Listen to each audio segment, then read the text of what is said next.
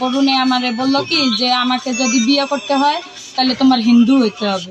তারপর আমি বললাম যে আচ্ছা ঠিক আছে। পরে ওই আমার কাছ থেকে 1 কপি ছবি নিছে, ছবি নিয়ে ওই কোর্টের থেকে স্টাম্প আনছে, স্টাম্প আইনা আমার মুসলমান থেকে হিন্দু বানাইছে। হিন্দু বানাইয়া ওই চৌধুরী পাড়ার যে কালী মন্দির আছে ওখানে নিয়ে আমার বিবাহ করছে। বিবাহ করার পরে ওই আমাকে নিয়ে পতিতালয়ে রাখছে।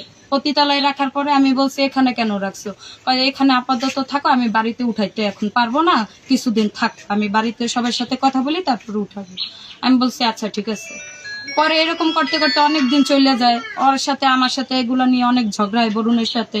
ওই আমার এই বুঝ ওই বুঝ দিয়ে রাখে। তারপর আমার একদিন হঠাৎ করে বলে আমার বাড়ির থেকে আমার মা হারা মেয়ে দেখছে আমি বিয়ে করবো ওই জায়গায়। আমি কেন তুমি আমার বিয়ে করছো, তুমি আবার অন্য জায়গায় কেন বিয়ে করবা? পরে এগুলো বলার পর আমার বাড়িতে বিয়ে করতেই হবে, তুমি এই জায়গায় থাকো, আমার যখন টাকা পয়সা হবে আমি তোমার বাইরে আলাদা জায়গা কিনে দেবো, ওখানে রাখবো, নাহলে আমার জায়গা আছে ওখানে ঘর উঠাই দেবো ওখানে। আমি কেন আমি তো সেটা মানবো না, তুমি আমার বলছো তোমার বাড়িতে উঠাবা, তুমি তা করো না।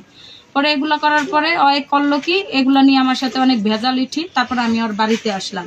বাড়িতে এসে সবাই আমি বললাম, ওর মা রে, ওর ভাই হাগো, ওর বড় ভাই আমার অনেক বিচ্ছিরি ভাষায় গালাগালি করছে, গায়ে হাত পর্যন্ত তুলছে। তোলার পরে পরে আমারে সবাই এখানে লোকজন ছিল, সবাই আমারে বলছে যে ওই যদি নেক্সট টাইমে তোমার ওখানে যায় তাইলে তুমি ওরে ঘরে আটকেই আমাদের বলবা, আমরা এক জায়গায় করে বিয়ে দিয়ে দেবো। আচ্ছা ঠিক আছে। তারপরে আমার সাথে কিছুদিন কথা বলে নাই, ওর কাছে আমি কিছু টাকা পাইতাম, নিয়ে গেছি।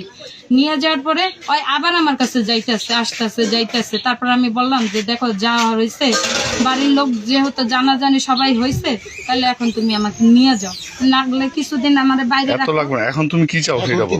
এখন আমি চাইতেছি ওই যেহেতু আবার গেছে আমার বাড়িতে, আমাকে এখন ওর গ্রহণ করতেই হবে। আর ওই যদি গ্রহণ না করে আমি যাবেন নাই তো? হ্যাঁ না, আমি এখান থেকে যাবো না। আমার যদি এখন বের করতে হয় আমার লাশ বের হবে, আমি বের হবো না।